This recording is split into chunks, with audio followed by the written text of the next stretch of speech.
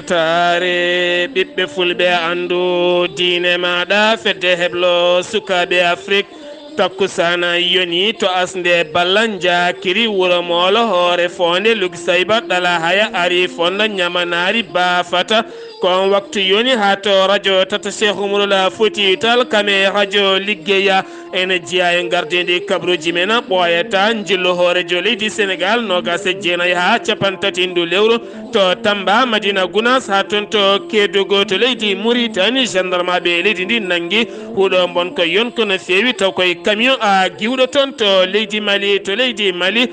ba ndaw kame hoorejo jagorɗi mum ɗacciti golle mum caggal balɗe ɗiɗi nde ɓe ndumba toon to katti to leydi Guinée Conakry sigiri asoɓe kanŋe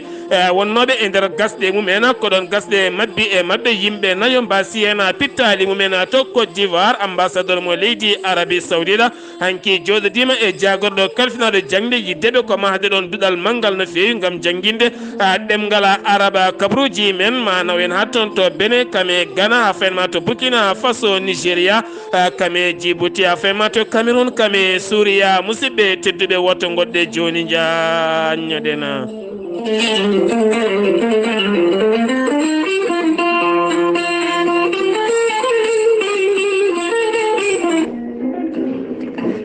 maître Adama Baldé ko geddiyanke ko wittiyanke ko safriyanke safaruji fina tawa spécialiste médecine traditionnelle joguiɗo seedantagal mum ha timmi maître Adama Baldé ene wiya dendagal fulɓe yo dutto e ganni men dutto e fina tawa men mbasa welsidade ganni mumen hanki e fina tawaji men maître Adama Baldé ne wiya yimɓe battu hakkillaji no fewi toppito e ƴewgal kala ko neɗɗo ne waɗa yo ƴeew yo yurnu gila to natowo e dewgal ha naat codowo galle ha baɗowo ɗangal kala maître Adama Baldé ne wiya ya waɗ ƴewgal maître Adama Baldé ene yawɗani ronkuɓe hebde kayitaji ɓe arsigaji men uddi e rewɓe ronkuɓe resede e rewɓe ronkuɓe sowade e dartoraɓe kala maître Adama Baldé ene yawrani ɓeɗon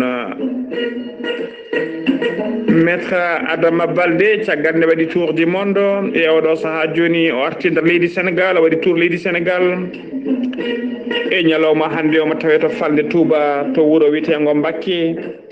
to leegal bitegal Mbacké Dimbu woɗɗani daral baali maggal ngal maître Adama Baldé kala jiɗɗo ɗo ko laaɓi numéro ji bureau ji makko mbatta ko 33 976 12 00 so tawi ko numéro galle makko ha e numéro ji makko WhatsApp mbatta ko 77 351 77 23 walla mbaɗa 77 454 27 09 maître Adama Baldé kadi ene tawe nder réseaux sociaux ji sa yeeyi to YouTube ha to Facebook so tawi a waɗi maître Adama Baldé jinganen fulɓe ma yiyen gueɗe padɗe fayida nde fewi ɗe o golloto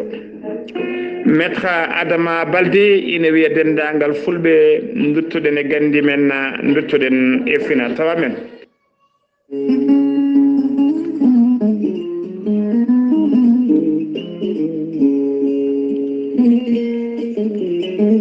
ceerno Djiby Sy ko wittiyanke ko safriyanke safaruji fina tawa ceerno Djiby Sy ko jaadinɗo ɓalawal e danawal kala ceerno Djiby Sy ko laabaɗo listikara moƴƴuɗo longal bawɗo halwa ceerno Djiby Sy ne safra rafiji kewɗi ɗi jiiɗa cirol omo safra wonduɓe kista fibrom ndogam sita rewɓe ronkuɓe sowade e rewɓe ɓe darotake kala ceerno Djiby Sy ene jogui leɗɗe e fannuji ɗiɗi hen fannu goto so tawi a ƴettiɗe leɗɗe fodde 13 rafine yaltayma ha laaɓa fannu goɗɗo sa ƴettiɗe leɗɗe fodde 19 rafi ene yaltayma ha laaɓa ceerno Djiby Sy ko labɗo reedu malaɗo wune so tawi o yenanama ka miskino Allah mo safruma ha cella tawa hay mbuɗo namdaki so wona noon wonduɓe rafiji ɗiɗi woni mo hoore mum waklita ha habba walla on janowo barogal ceerno Djiby Sy ene safra worɓe fiɗaɓe ustoraɓe goragu ɓe mani mumen moƴƴani e joguiɓe mani cetta kala ceerno Djiby Sy ene safra wonduɓe korte weddoɗaɓe dabruji weddaɓe korte e wonduɓe liggeyaji bonɗi e arsigaji uddiɗi ceerno Djiby Sy ne jogui pegge ene waɗa usula pegge ɓeydoje arsigaji e ittoje badane kala hano hannirta ni ceerno Djiby Sy ko laaɓaɗo listikar so tawi a rokkimo inde maɗa inde nene ma o waɗanma listikar ha cikka ko nder ɓerde ma o huuɗi walla cikka ko wol kodduɗo e makko e kodduɗo ma e saaha kala ne haalanma haalama ha laaɓa ceerno Djiby Sy kollaɓɗo reedu malaɗo woni newiɗo sanne sanne ceerno Djiby Sy ne wiya dendagal kilineɓe mum kala garowo yo addorto waɗiri safaruji mum e ayiji mum ceerno Djiby Sy ene tawe nder Nouakchott base makko mawɗo ne tawe nder Nouakchott leegal ne tedde waɗɗani jeere ne tedde kala taximan walla kala chauffeur mo namdiɗa yona e base ceerno Djiby Sy ma adde ha yettinma ceerno Djiby Sy ne jogui base muɗum kadi to wuuro men wiyetego Nioro nder leydi Mali woni toon ko miñi ko numéro téléphone mum ko 00 223 90 22 94 71 ceerno Djiby Sy noon numéro makko ko 47 22 80 84 kala jiɗɗo ɗo ko laaɓi yo jokkodire ceerno Djiby Sy kollaɓde reedu malaɗo woni mbadden dando faade makko kettode kaburuji mon e demgal pulaar Afrique, Asie, Europe, Amérique, Moyen-Orient, Océanie. jam ñalle moon musidɓe tedduɓe jaslari nogase jeegoma duƴala hitande ujunnaje ɗiɗi e nogase goo yonti kabruji men ɗemgala pular ɗo yeeso haalirde ko musidɗo moon guiɗo moon sehil moon Sar Abdoullahi Sarr to karallagal to ko musidɗo men Saydou Abouba no woyi wadde jagorɗo kalfinaɗo cellal ɓalli mo leydi Sénégal ujunere temedere ɗiɗo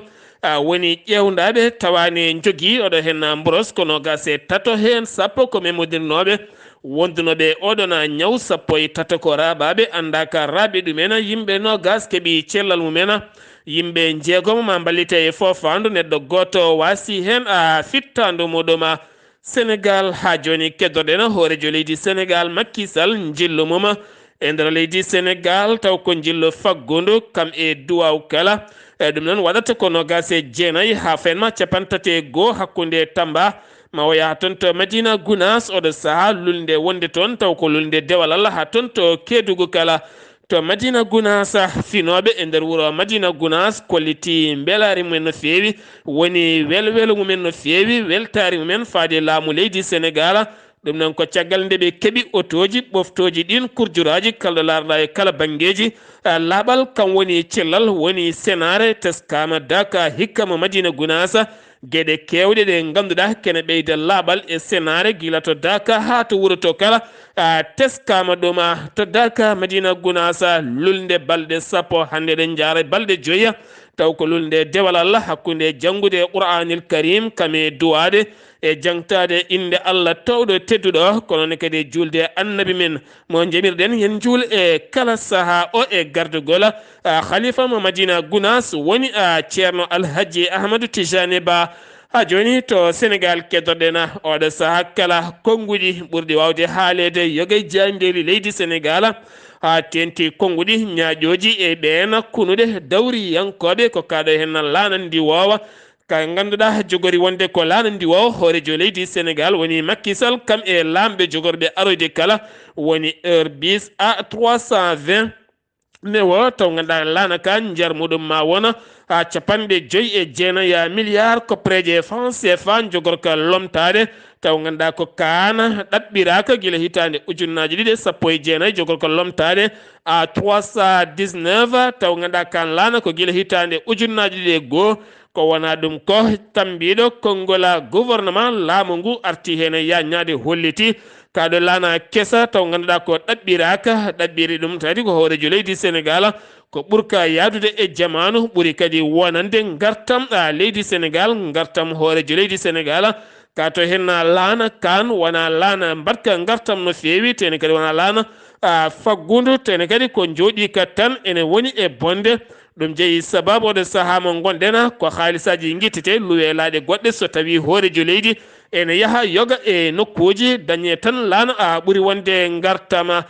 joni koye Sénégal keddorɗena hoorejo leydi Sénégal Macky Sall hanki yaltini ɓattake muɗum ɓattake o noon oɗo saaha ko duwanade Afrique naɓe caggal nde Afrique waɗi manditari mum hanki nogase joya lewru me hitande 1993 ko ndena unité Afrique naɓe darna toon to Addis Abeba lamorgo leydi Éthiopie hankino wo duwanima ɓiɓɓe Afrique naɓe kala nde ɓeydata darde mumen kame coftal worɓe e rewɓe kala nde nangodirta ngam ɓamtare Afrique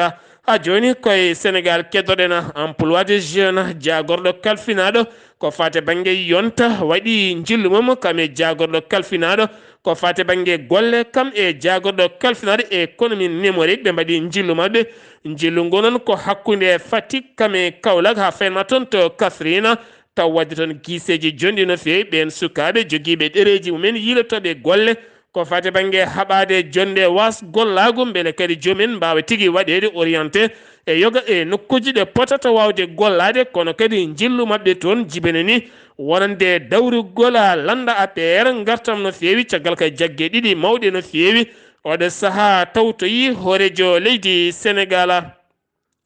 joni koye Sénégal keddorɗena gonnoɗo chef d'état majeur général armée leydi Sénégal woni Biram Diop poɗɗama hanki toon to joɗorde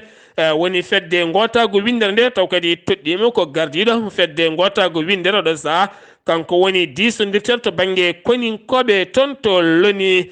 joni koye Sénégal keddoɗen paɗen ko toon to Dougar eɗen gandi dumunaji kala seppoji mawɗi mbaɗin toon ha ganduɗa kene fotto wonde sukaɓe yonɓe nanganoma hen ha ganduɗa kene wona 19 suka keeɓi noon dumbede ñalawma hanki onon ɓe darima e yeeso ñawowo kamɓe kala ɓe ɗaccitama woni beelama mawɗo no fewi finoɓe e nder commune mo Diamniadio ɗum noon ko caggal nde gollorgal Maroc gotal ari toon to leydi mabɓe kene fotto wonde 72 hectares oɗo saaha yiddeɓe kala ɗum ɗon ko nde rewata lawola joni koye Sénégal keddoɗen gartaten koye ɗiɗo hen fitinaji jiyeteɗe kala saaha e nder leydi Sénégal ñalawma garɗo kala wonmo fittande mum ittete taw jeeta kadi ko fate banggue dugde walla haare walla goɗɗum walla mi tinani ɗen gueɗe kala enen jiiye hanki toon to Guédiawaye cité Sonessa toon to Guédiawaye cité Sonessa sukaɓe ɗiɗo taw ganduɗa ko lotannoɓe autoji ne jooɓe hen goto noon mataɗo lotanno auto ɗo tawi ɗon pistolet goto woni fijirde oɗon pistolet toɓɓi e sehili mum biyeteɗo Pape Diakate jarawo e duuɓi 19 ndeke kural ne hen wonno ko ɗon tigui daaƴe on ko ɗon e ɗon wasi fittandu muɗuma ɗum nane wiye tan yimɓeɓe ɗeɗo gueɗe kala fijirde laaɓi en jaasi en mbokka en fetel en ɗum ɗo kala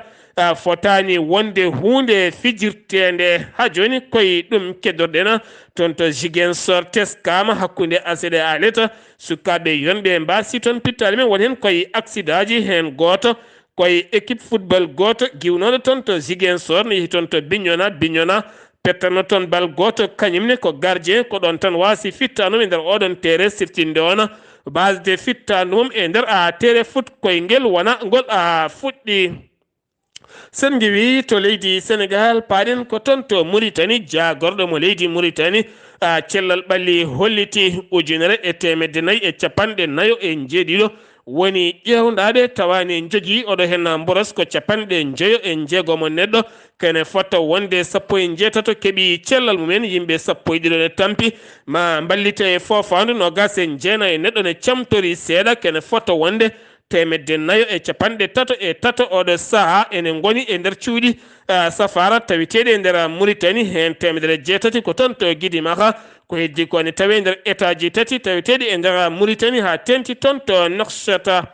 ha joni to Mauritanie keddorɗen batu jagorɗe gadoriɗo wadde kala yontere e gardugol hoorejo leydi ndi yontere yawtunde teskama waɗani kono kadi ndeɗo hen yontere ñalawma hande o e wiide jayde Sahara Média ɓe kolliti batu jagorde wodani hande kono andaka holko jeeyi sababu nguɗon batu dañani wadde. Sahara Média ɓe kolliti gendarmerie national mo leydi Mauritanie to alega fawi jungo muɗum taw koye camion malien woni camionnette Mali taw kadi ganduɗa camion ne woni hen chauffeur kame emprunté mum ɓe paano ko toon to Nouakchott emo waɗi marchandise hawo heewi kono kadi e nder marchandise ene mofta toon drogue jonɗo no feewi kene fota wonde 160 kilo taw ko drogue kene fota wonde ujunnaje 250 taw ko foɗɗere poɗɗe kaɗayɗe yeyede kene fota wonde bidongaji 10 taw ko butelaji sangara ɗum woni ko yiita procureur tribunal mo lega oɗo saama gollena uditi hen losko yañgo no feewi soforo kame emprunté o kala ene tawe e juuɗe dadiɓe ha losko ngo gasa haade mabɓe fadde ñawore mabɓe. Ha joni koye Mauritanie keddoɗen alliance nationale haɓade kala ke ene wiye mbuñaari e gardegol coordinateur mabɓe biyeteɗo Mohamed El Amina woldu Al Fadili holliti hanki wonande oɗo hen alias tafade ñande ale jawtuɗo e nokko alias tiɗɗo cembolindo teni kadi mo hulani hay goto ɓe kaɗata tan e duuɓi 10 jawtuɗɗi wonande duuɓi 10 laamu Mohamed Ould Abdelaziz wona hen tan ɓe jogori hadde kono kadi hay nguɗo laamu e hoore mum koɓe rewintoɓe peleɗe kala ɗum noon ɓe pelliti darade ngam haɓade kala ke ene wiye mbuñaari e nder leydi Mauritanie ɓe kolliti wonande ngaluji leydi Mauritanie ɓuuri yaarude tan koye banggue goto. Ha joni koye Mauritanie keddoɗen tumede wonande puntugol ko fati banggue gasowo kanŋe police ji ɗiɗi hanki joñama to tribunal mo wali tribunal mo wilaya Trésor ɗum noon jeeyi sababu joñedeɓe lebbi ɗiɗi ɓe jowama lebbi ɗiɗi jeeyi sababu ko funtudeɓe gasowo kanŋe goto taw kadi ɓe ñamani ɗum kene fota wonde 82 gram taw ko kanŋe. Ha joni koye Mauritanie keddoɗen Boubou Bayni kam woni gardiɗo cetala tammingal haqqe innama aade hanki waɗi cimtol mum caggal nde yaltini ɗereji muɗum 150 page ngam hollide oɗo saaha ko fati banggue koɓe golli e haqqe innama aade ɓe kolliri 169 koye gouvernement o fayi ko wona ɗum ko 416 ko heddi kala ko pelanteji wonande yimɓeɓe ko gaddata ngam wullitade caɗele mumen jokkodiral koni yankagal hakkude Algérie Mauritanie konin koɓe leydi Algérie tambiɓe ko fate banggue cellal ɓalli mbaɗi jillu mumen jillu gila hanki e nder Nouakchott lamorgo leydi Mauritanie jillu ngu noon fuɗɗi ko gila nogase joyi nduleru woni hanki ha ferma 30 nduɗo en leru ndu gonɗen jillu ngu noon ko jillu disodiral hakkude koninkoɓe leyɗel ɗiɗɗe ko fate banggue ƴellide cellal ɓalli to banggue koninkoɓe hakkude ɗeɗo hen leyɗele. To leydi Mali bandaw kan wonno hoorejo leydi ndi ne wonde Mouhtar Wane kan wonno hoorejo jagoɗo leydi ndi jaggaɓe gila tan altina ene mofta to ka militaire mo katti subaka hande o ɓe bindi ɓatakoji mabɓe kamɓe ɗiɗo kala ɓe joƴƴini ɗum yeeso patron mabɓe woni Assimi Goïta caggal ɓe ɗacciti golle mabɓe o saaha o natti wonde hoorejo leydi Mali kadi Mouhtar Wane natti wonde hoorejo jagorɗe leydi Mali ɗon noon ɗo nelaɓe CEDEAO ngari dogde koyɗe jama woni gonnoɗo hoorejo leydi Nigéria kame seti mum kala dañi joɗodade e colonel Assimi Goïta yewtere yanje no fewi ko fate banggue caɗele gonagal leydi Mali oɗo saaha mo gondena ñalawma hande o noon ɓe dokkama yamirore yoɓe joɗoɗo e bandaw kam ene wondi e Mouhtar Wane ko wona ɗum ko joɗorde fedde gotago windere kañumne batti taw namdi nguɗon batu ko leydi France batu keñoraɗo yurnitade oɗo saaha mo gonden caɗele dukiɗe toon to leydi Mali ko wona ɗum ko yiddeɓe kamɓe kala ko on bandaw kame Mouhtar Wane ko ɓuuri yawde yaccare nde ɗaccitte ha laaɓa. Ha joni toon to Mali keddorɗen l'UNTM woni tan tambiɓe ko fate banggue golle leydi ndi woni syndicat ji tambiɓe golle leydi ndi oɗo saaha jowi hofgo mumen ɗum noon ɓe nanno hofgo ɗimmo ko altina kikiɗe hanke o ɓe jaltini ɗerwol caggal oɗo saaha mo gonɗen président ala wonande gouvernement ala haydara ala ɗum noon ɓe dartini hofgo mabɓe ha diwa oɗo saaha mo gonɗen a joni ton to mali keddoɗena jonde ene jokki hakkunde G5 Sahel kame yaadiɓe muma Mauritanie, Mali, Niger, Burkina Faso, Tchad. ɗum noon jonde nde ɓe mbaddata ɗum koye Onusiyena a ton to Bamako ngam sembolinde nden ka e kisal leyɗele G Sahel ɗum ko caggal jonde wannode hakkunde lewru février ton to jamena ndeɗo henno jonde ko jonde balɗe 4 nde gasata ko aljuma paaɗuɗo henno so jomiraɗo hodiri. Semgi wi to leydi Mali paɗen ko toon to Guinée Conakry Sigri ene tawi nder commune mo Melleya en tawi nder commune mo Maleya woni Maleya to noon kene nder commune mo Maleya wuro wiyetengo Hamdallahi to ne kadi yimɓe nayo mbasi toon pittali mumen taw ko asannoɓe kanŋe ɗon ɗo ɓe mbaɗi gasɗe maɓɓe ko ɗen gasɗe mabbi e maɓɓe balɗiɗo ɓe jiite ko hanki kikiɗe ɓe jiita kamɓe kala aɓe mbasi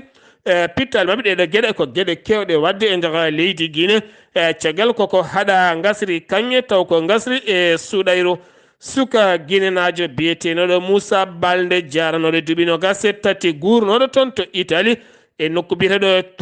Turin noon ene tawe nder région mo 20 tawi nder région mo 20 mille to Italie ɗum noon ko caggal nde o yano to hôpital nde o yano hôpital o yalti toon o joña e nokku biyeteɗo Turin taw ganduɗa ɗon ko nokku ɗo joñete hewɓe ɓeena natirɓe Italie taw ko natirgol ngol rewani lawola kono noon ene gasi taw ko mettunoma e ballal drapeau leydi makko ko ɗon o warti e nder poto goto caggal nde sukaɓe tato jiimo ko ɓen jinno fabademo kono hawre ko gasanno gasi ton to leydi Guinée kedona joni procureur mo désigni holliti haɗi kala ko ene wiye jaltugol leydi ndi Sellou Dalein Diallo taw ganduɗa ko kebnoɗo bismago ton to Lomé jonde ko fate banggue e ko hakkude mum e France CFA to Côte d'Ivoire ambassadeur mo leydi Arabie Saoudite caggal nde yaltinno konngudi mum ɗum noon wonno koye julde korka nde wo hollitino wonande ma leydi Arabie Saoudite ma duɗal manggal no feewi école jaaduɗo e jamanu taw ko école ngarɗuɗo no feewi taw kene wawa rokkirde kuruji mum timmuɗi taw koye ɗemgal arab o arti e lawɗi nde ɗin konguɗi o haalno e ngan sanga ɗum ko caggal hankinde o joɗodi e biteɗo Mariatou Kone on noon woni jagorɗo jangde leydi Côte d'Ivoire haɓade seɓɓitiɓe takkiɓe Côte d'Ivoire jeeyi sababu jonde hakkunde commanda tambiɗo armée Amérique to banggue armée Amérique banggue leydi taw koye Afrique ɓe dañi waddude jonde hakkude mabɓe gendarme aɓe ɓe leydi Côte d'Ivoire Abidjan ngam ɗum noon ko caggal jangu wannogu to kafulo yontere yewtunde oɗo saaha ndenka e kisal timmoga hono watte ha ɓuura wawde toppitede to bene Patrice Talon caggala nde o ganci dawal makko ɗimmal e gardidi leydi bene ɗum noon wonno ko 1 lewru avril hande o darni gouvernement makko no gase tati jagorɗo so tawi ko gouvernement ɓennuɗo wonno ko no gase 4 jagorɗo hen ɗiɗo guittama ɗiɗo hesɓe ɓeyditama en toggana sarɗi yanke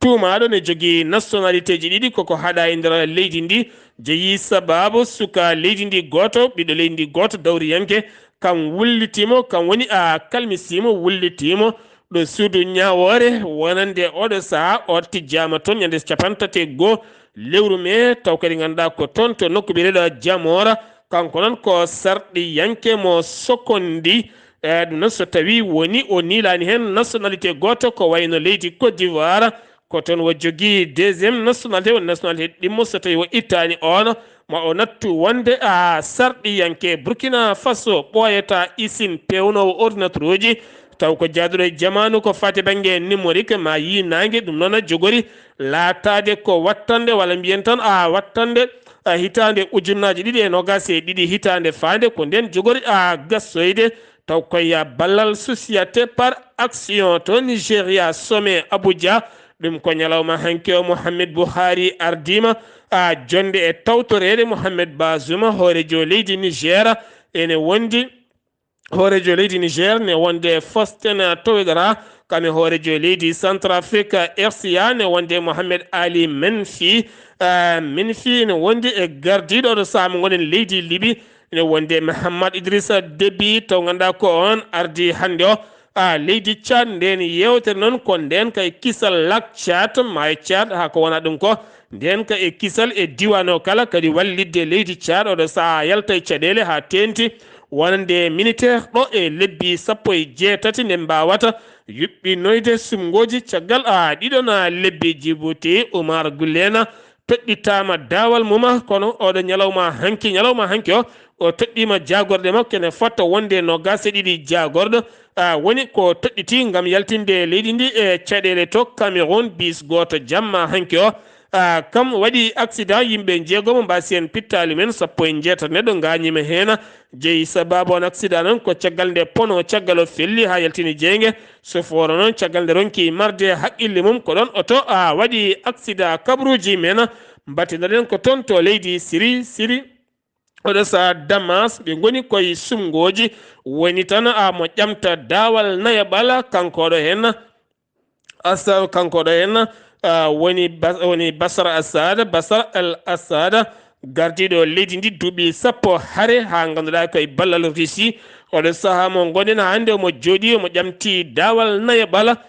lefol laamu beele o wawa jokkude gardingu makko e leydi Syrie ko wona ɗum ko duuɓi 10 pelɓodiral hakkene fotta wonde 100 ujunere neɗɗo wasen fittandu muɗum ko wona ɗum ko ɗo saaha mo gonen 90 kala 100 leydi ndi omo halfi ko heddi ko kala hande ko rebelena goni toon ko wona ɗum ko hande wonɓe keddaki taw e leydi ndi dogɓe ene dogui